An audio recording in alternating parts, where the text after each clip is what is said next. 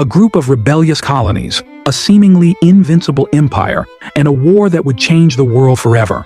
The American Revolution wasn't just about freedom, it was a fight for identity, survival, and the birth of a nation that would go on to reshape history.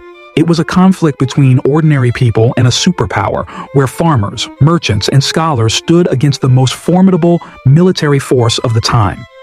But how did 13 scattered colonies, divided by geography and culture, come together to challenge the mighty British Empire? What pushed men and women, many of whom had once considered themselves loyal subjects of the crown, to take up arms in defiance? Was victory inevitable?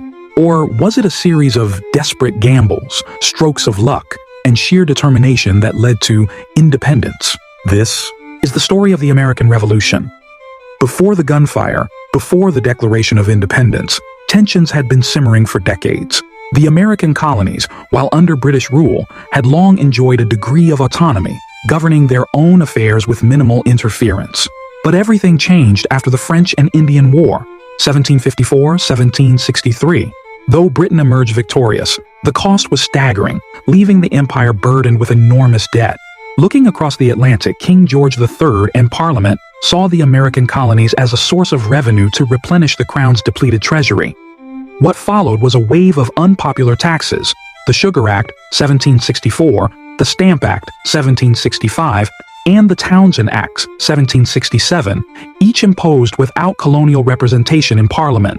The colonists protested fiercely, declaring that they would not be taxed without a say in their own governance.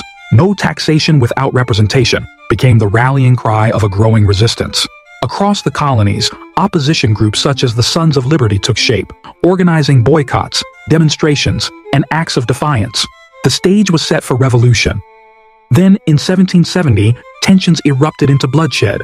March 5, 1770, British soldiers, stationed in Boston to maintain order, fired into a restless crowd, killing 5 unarmed colonists. The event, later known as the Boston Massacre, ignited outrage and fueled anti-British sentiment. Though the soldiers were put on trial and some were acquitted, the damage had been done. The colonies were no longer simply discontent, they were on the brink of open rebellion. The situation only worsened in 1773, when Britain attempted to bail out the struggling British East India Company by granting it the right to sell tea directly to the colonies, bypassing local merchants. To the colonists, this was yet another example of British overreach. In protest, a group of rebels, led by Samuel Adams and the Sons of Liberty, boarded British ships under the cover of night and dumped 342 chests of tea into Boston Harbor, an event that would go down in history as the Boston Tea Party. Britain's response was swift and severe. Parliament enacted the Coercive Acts, known in the colonies as the Intolerable Acts, a series of laws that punished Massachusetts by shutting down Boston Harbor, dissolving its government, and placing it under military rule. If the goal was to intimidate the colonies into submission, it backfired. Instead, it united them in opposition, leading to the First Continental Congress in 1774, where colonial leaders met to coordinate their resistance. War was no longer a question of if but when. And then, it happened. April 19, 1775. The day that would change everything. British troops, under orders to seize colonial weapons in Concord, Massachusetts, clashed with local militias in Lexington. A single shot rang out, and in that moment, there was no turning back. The American Revolution had begun. Though the colonial militias were outnumbered and undertrained, they fought back with unexpected resilience, forcing the British to retreat. The world had witnessed the first true battle for American independence. In response, the colonies formed the Second Continental Congress, which, in June 1775, appointed George Washington as the commander-in-chief of the newly formed Continental Army. A skilled leader with experience from the French and Indian War, Washington took command, knowing full well that he was leading an army of volunteers against the most powerful military force on Earth. By mid-1776, the war had escalated, and the colonies were no longer fighting for better treatment under British rule, they were fighting for complete independence. On July 4, 1776, the Declaration of Independence, penned by Thomas Jefferson, was officially adopted. It was a bold and unprecedented act of defiance, declaring to Britain and to the world that America was a free and sovereign nation. We hold these truths to be self-evident, that all men are created equal.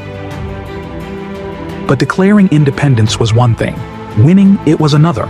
The British struck back hard, crushing American forces in early battles. Washington's army suffered devastating defeats in New York, forcing them into retreat. Morale was at an all-time low. Then came a daring move that changed everything.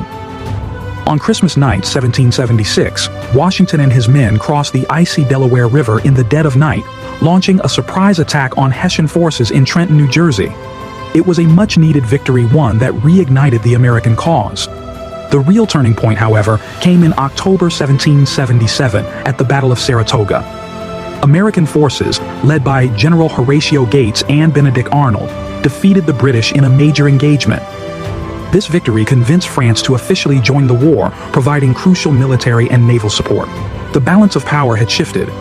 The war raged on, and American troops endured unimaginable hardships, none greater than the brutal winter at Valley Forge in 1777-1778, where Washington's men suffered from hunger, disease, and exposure.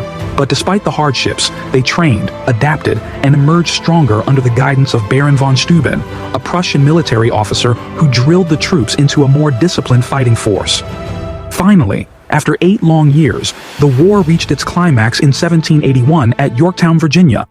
With French naval forces blocking British reinforcements, Washington's army surrounded General Cornwallis, forcing him to surrender. The war was effectively over. 2 years later, in 1783, the Treaty of Paris was signed, officially recognizing the United States of America as an independent nation. Against all odds, the American colonies had done the impossible. They had defeated an empire. But the revolution wasn't just about war. It was about ideas of freedom, democracy, and self-governance that would go on to inspire revolutions around the world. The fight for independence had been won, but the fight for what kind of nation America would become was only just beginning. The American Revolution wasn't just a war, it was a turning point in world history, a testament to the power of unity, resilience, and the belief in something greater than oneself.